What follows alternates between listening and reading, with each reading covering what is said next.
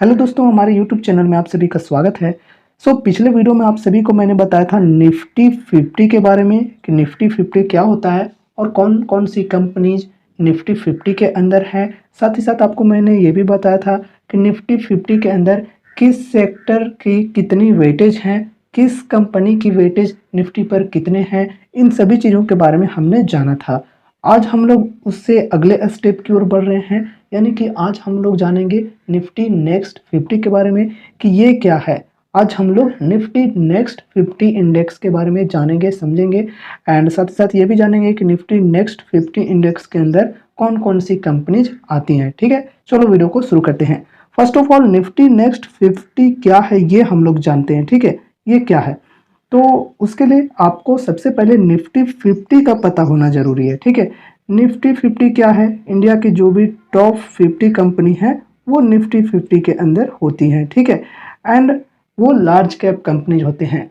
अब इसके बाद एक चीज़ और होता है निफ्टी 100, जिसमें इंडिया की टॉप 100 कंपनीज होते हैं जो कि लार्ज कैप कंपनीज होती हैं। आपको मैंने large cap, mid cap, small cap company के बारे में जब बताया था तो उस वक्त मैंने आप सभी को बताया था कि जो एनएससी है, एनएससी के अंदर जो कंपनीज लिस्टेड हैं उनमें से एक नंबर से लेकर 100 तक जितने भी कंपनीज हैं वो हैं लार्ज कैप कंपनीज। ठीक है, लार्ज कैप्स हैं। ठीक है, एंड 101 से लेकर 250 तक जितने भी कंपनीज हैं वो हैं मिड कैप्स, एंड 251 से नीचे जितने भी हैं वो सभी स्मॉल कैप्स हैं। ठीक है, तो 1 से लेकर 100 तक जितने भी लार्ज कैप कंपनीज हैं उन्हें निफ्टी 100 बोला जाता है।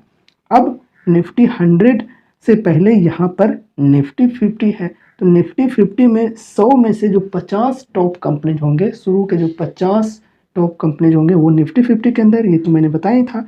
एंड उसके बाद 50 के बाद जो 51 से लेकर 100 तक होंगे कंपनीज, लार्ज कैप वाले की ही बात की जा रही है। 50 तक तो हमने निफ्टी 50 के अंदर डाल दिया, एंड उसके बाद 51वां नंबर से 100 तक जितने भी 50 कंपनीज है वो निफ्टी नेक्स्ट 50 के लिस्ट में होती है, यानी कि वो भी लार्ज कंपनीज ही हैं, लार्ज कैप ही हैं, लेकिन उन 50 के मुकाबले में थोड़ी सी इनकी जो मार्केट कैप है वो कम होती है, लेकिन फिर भी ओवरऑल बात की जाए तो वो लार्ज कैप ही है और वो निफ्टी 100 का पार्ट होती है। ठीक है, तो निफ्टी 100 में से निफ्टी 50 को हटा दिया जाए तो जो बाकी के 50 कंपनीज बचेंगे वो हो जाती है हमारी निफ्टी नेक्स्ट 50। ठीक है, अभी आप लोगों को इस चीज़ के बारे में जानकारी मिल चुकी होगी। ठीक है, तो चलो अभी हम निफ्टी नेक्स्ट 50 की कंपनीज के बारे में जानते हैं। ठीक है, तो जैसे देखो यहाँ पर मैंने स्क्रीनशॉट लिया हुआ है, क्योंकि यार सभी कंपनीज को याद कोई बंदा नहीं रख सकता कि निफ्टी 50 के अंदर जो भी कितने सारे कंपनीज है सभी को वन बाय वन बोल नहीं पाएगा। ठीक है,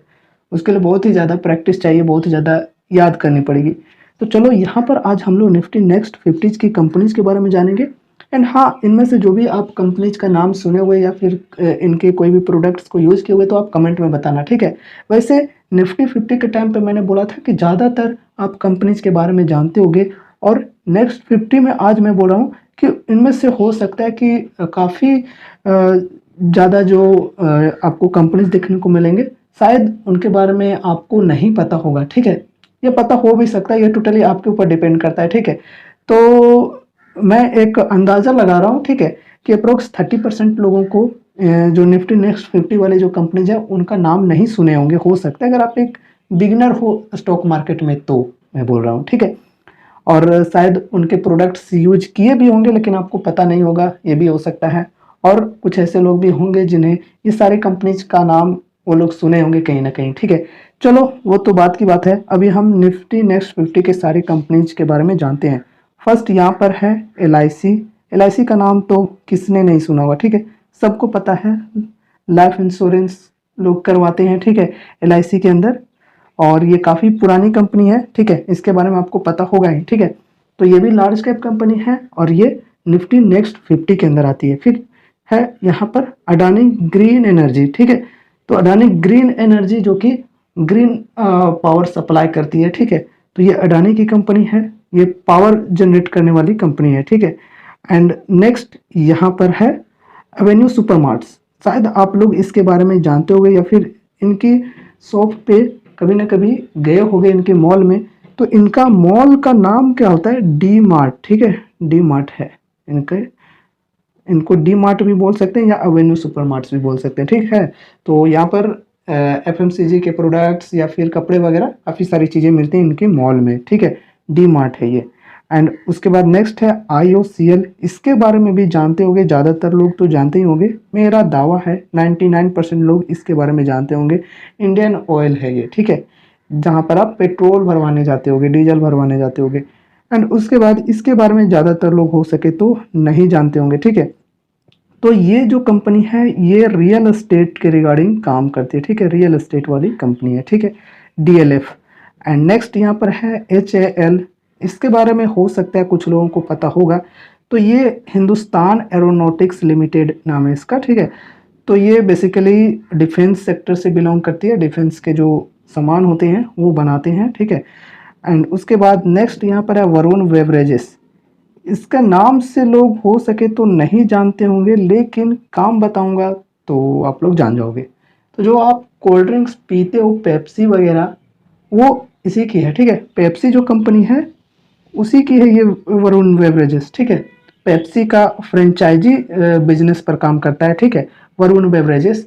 जहाँ पर आप लोग स्टिंग वगैरह पीते हो वो सब वरुण बेवरेजेस के ही प्रोडक्ट्स होते हैं, ठीक है। और भी काफ़ी सारे प्रोडक्ट्स हो सकते हैं, आप लोग चेक कर सकते हो कि वरुण बेवरेजेस के कौन कौन से प्रोडक्ट्स आते हैं। नेक्स्ट है यहाँ पर सीमेंस। ये क्या है?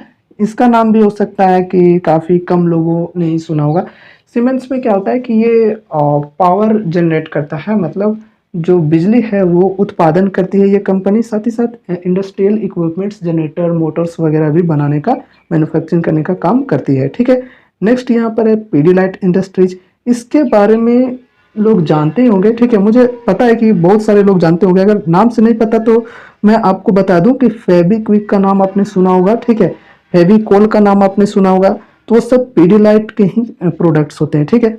अब नेक्स्ट यहाँ पर हम कंपनीज की ओर बढ़ेंगे। नेक्स्ट कंपनी यहाँ पर ट्रेंट, ठीक है। ट्रेंट का भी नाम हो सकता है कि आप लोगों ने सुना होगा। ट्रेंट भी एक मॉल चलाने वाली कंपनी है, ठीक है। तो ट्रेंट के भी जिस प्रकार से डीमार्ट है उसी प्रकार से ट्रेंट भी मॉल अपने खोल कर रखते हैं और वहाँ पर आप खरीदारी करने जाते हो, ठीक है। तो कपड़े वगैरह यहाँ पर सारी चीज़ें आपको देखने को मिल जाती हैं ट्रेंड के अंदर। और ये बेसिकली टाटा कंपनी का ही ये एक कंपनी है, ठीक है, टाटा का ही है, टाटा ग्रुप का। एंड उसके बाद है भारत इलेक्ट्रॉनिक्स ये। फिर नेक्स्ट है यहाँ पर bank of Baroda. Bank of Baroda भी आप लोग जानते ही होंगे। फिर यहाँ पर जोमेटो, जोमेटो भी जानते ही होंगे। PNB है, पंजाब नेशनल बैंक है, ठीक है। एंड उसके बाद गोदरेज कंज्यूमर। गोदरेज कंज्यूमर का भी नाम आपने सुना ही होगा, जो आप लोग हेयर कलर करवाते हो, गोदरेज वाला, काफ़ी पुरानी है यहाँ पर ये, तो ये भी है। एंड उसके बाद नेक्स्ट है इंटर ग्लोब एविएशन। एंड फिर यहाँ पर टाटा पावर जो कि बिजली उत्पादन करती है, ठीक है।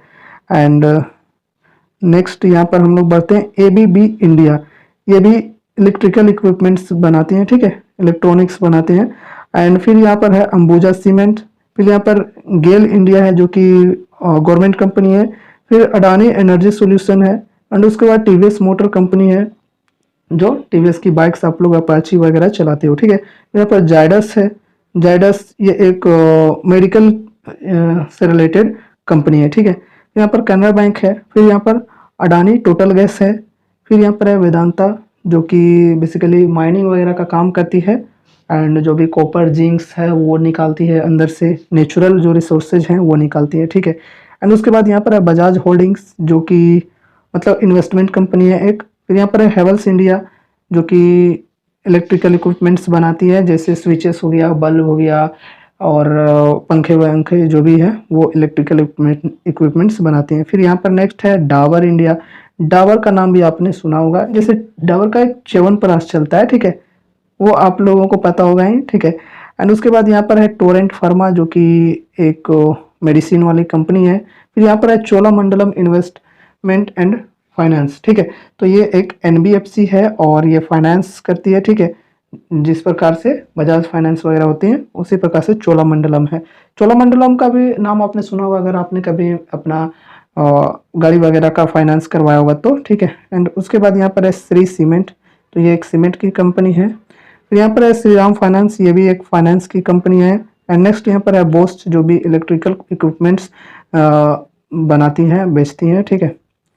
नेक्स्ट यहाँ पर है आईसीआईसीआई प्रूडेंशियल, ये भी एक इन्वेस्टमेंट कंपनी है, ठीक है। एंड उसके बाद फिर है आईसीआईसीआई लोम्बार्ड, ये एक इंश्योरेंस कंपनी है। फिर यहाँ पर यूनाइटेड स्पिरिट्स की बात करें तो यूनाइटेड स्पिरिट्स ये अल्कोहलिक बेवरेजेस बेचते हैं, ठीक है। फिर यहाँ पर जिंदल स्टील एंड पावर की बात करें तो ये स्टील एंड पावर से नाम ही से पता चला होगा। फिर यहाँ पर है संवर्धना मदरसन, ये मतलब जो गाड़ियाँ होती हैं उसके लिए वायरिंग करती हैं। जो भी आपने 4 व्हीलर्स वगैरह देखे होंगे, 2 व्हीलर्स, उनके अंदर वायरिंग की जाती है, उनके कनेक्शंस की जाती हैं, तो वो वायरिंग करने का काम ये करती है संवर्धना मदरसन, ठीक है। एंड उसके बाद यहाँ पर है एसआरएफ, जो कि एक केमिकल कंपनी है। बेसिकली ये डाइवर्सिफाइड केमिकल्स बनाते हैं, केमिकल्स तो है ही, साथ ही साथ पैकेजिंग फिल्म्स भी बनाती है, टेक्निकल टेक्सटाइल्स भी बनाती है, तो काफ़ी ज़्यादा इनका जो बिजनेस है वो डाइवर्सिफाइड है। आईआरसीटीसी ये एक रेलवे कंपनी है, ठीक है। एंड उसके बाद यहाँ पर देखो आईआरसीटीसी जो टिकट्स वगैरह बुक करवाती हैं वो होती है आईआरसीटीसी। आपने शायद इनसे कभी टिकट्स वगैरह बुक करवाए होंगे। यहाँ पर कोलगेट पाल्मोलिव, कोलगेट का तो नाम आपने सुना ही होगा, उसी कंपनी की यहाँ पर बात हो रही है, ठीक है। एंड उसके बाद नेक्स्ट है यहाँ पर Info Edge India. Info Edge से आपको ध्यान ना पड़े, लेकिन अगर मैं बोलूँ naukri.com तो आपको पता चल जाएगा, ठीक है। तो ये naukri.com की ही कंपनी है, ठीक है। ये जो इन्फो एज है इसी की naukri.com है। फिर एक मैट्रिमोनियल कंपनी भी है, मैं उसका नाम भूल गया हूँ। वैसे एक और है 99 एकर्स का नाम आपने सुना होगा, इसकी कंपनी है, ठीक है। ये भी इसी की कंपनी है। फिर यहाँ पर एसबीआई कार्ड्स है। एंड उसके बाद यहाँ पर बर्जर पेंट्स है, पेंट से रिलेटेड। फिर यहाँ पर मेरिको है, जिसके जो पैरासूट तेल जो आप लोग नारियल का यूज करते होगे वो कंपनी है, ठीक है। फिर यहाँ पर पीआईएस इंडस्ट्री जो कि एग्रो केमिकल्स बनाती है। फिर यहाँ पर मुथूट फाइनेंस है जो कि एक एनबीएफसी है, ठीक है। एंड यहाँ पर फाइनेंस वगैरह करने का काम करते हैं ये, एंड गोल्ड लोन्स देती है मुथूट फाइनेंस। फिर यहाँ पर पीएनजी है, पीएनजी के भी प्रोडक्ट्स आपने कभी ना कभी यूज किए होंगे। पीएनजी के प्रोडक्ट्स मुझे याद करना पड़ेगा, जैसे जिलेट एक चलती थी, ठीक है, दाढ़ी बनाने के लिए, तो वो पीएनजी की ही होती थी। एंड इसके अलावा और भी काफ़ी सारी चीज़ें एफएमसीजी से रिलेटेड इनका बिजनेस चलता है, ठीक है। जैसे एरियल, अगर हम लोग डिटर्जेंट पाउडर की बात करें तो वो भी पीएनजी ही बनाती है, ठीक है। एंड और भी हो सकता है, तो वो आप लोग चेकआउट कर लेना। फिर अडानी विलमार है, ठीक है। अडानी विलमार ऐसे बोलूँगा तो नहीं समझोगे, अगर मैं बोलूँगा यहाँ पर फॉर्चून रिफाइन, ठीक है, या सरसों का तेल, तो आप लोग समझ जाओगे। तो ये अडानी विलमार के ही प्रोडक्ट्स होते हैं, ठीक है। तो इनका भी आपने कभी ना कभी यूज किया ही होगा। तो यहाँ पर जो 50 कंपनीज बताएं उनमें से कुछ कंपनीज आपने कभी भी उनके प्रोडक्ट्स को यूज किए होंगे या फिर उनके सर्विसेज को, और कुछ के बारे में आपको पता भी नहीं होगा, ऐसा भी हो सकता है, ठीक है। तो ये रहे निफ्टी नेक्स्ट 50 के कुछ कंपनीज, और ये सारी जो कंपनीज हैं ये लार्ज कैप कंपनीज हैं, और निफ्टी 50 के बाद वाले जो कंपनीज हैं वो हैं ये निफ्टी नेक्स्ट 50, ठीक है। अगर ये जो कंपनीज हैं ये आगे बढ़ जाती हैं, काफ़ी ज़्यादा मार्केट कैप्स लेकर आ जाती हैं, काफ़ी ज़्यादा ग्रो कर जाती हैं, तो फिर ये जो कंपनीज हैं वो निफ्टी 50 के अंदर जा सकती हैं। लेकिन हाँ, ये ग्रो करना चाहिए, ये ज़रूरी है, ठीक है। और जो अगर कोई निफ्टी 50 से जो कंपनी है वो अगर कोई अच्छा परफॉर्म नहीं कर पाती है, उसे अगर कोई पीछे कर देता है और निफ्टी 50 के अंदर घुस जाता है, निफ्टी नेक्स्ट 50 वाला, तो फिर निफ्टी 50 के अंदर वाला जो कंपनी है वो निफ्टी नेक्स्ट 50 के अंदर आ जाएगा, ठीक है। तो इसलिए निफ्टी नेक्स्ट 50 वाले को थोड़ा सा उसके मुकाबले में थोड़ा सा रिस्की माना जाता है, लेकिन रिवॉर्ड्स की बात करें तो रिवॉर्ड्स भी काफ़ी अच्छा है। निफ्टी नेक्स्ट 50 में थोड़ी सी रिस्क है निफ्टी 50 के मुकाबले में, लेकिन रिवॉर्ड्स भी उसके कंपैरिजन में ज़्यादा है।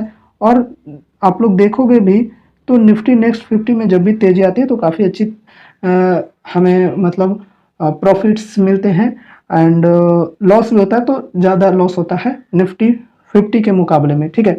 तो जितना ज़्यादा रिस्क होगा उतना ज़्यादा रिवॉर्ड होगा। और मेरे कहने का मतलब ये नहीं है कि आप लोग निफ्टी नेक्स्ट 50 या फिर निफ्टी 50 में आप लोग इन्वेस्टमेंट करना स्टार्ट कर दो, ठीक है। मैं आपको सिर्फ एजुकेशनल पर्पज से वीडियो बनाकर बता रहा हूँ, समझा रहा हूँ, ठीक है। कहीं भी इन्वेस्टमेंट करने से पहले आपको अपनी फाइनेंशियल एडवाइज़र से कंसल्ट करनी है या फिर खुद की रिसर्च करनी ज़रूरी है, ठीक है। तो इन चीज़ों का आप लोगों को ध्यान में रखना है, ठीक है।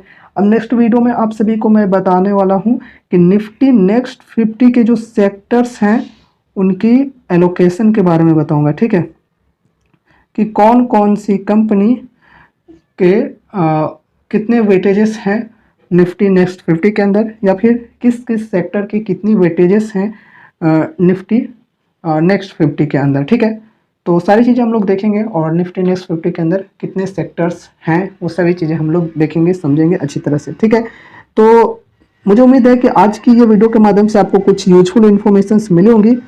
अगर अभी भी कुछ भी क्वेश्चंस हैं, कुछ भी डाउट्स हैं, तो आप हमसे कमेंट के माध्यम से पूछ सकते हो। और अगर आपको आज की हमारी ये वीडियो पसंद आई तो इसे लाइक करके चैनल को सब्सक्राइब कर लेना और मिलते हैं अगले नए वीडियोज़ के साथ। तब तक के लिए good bye and take care, thank you.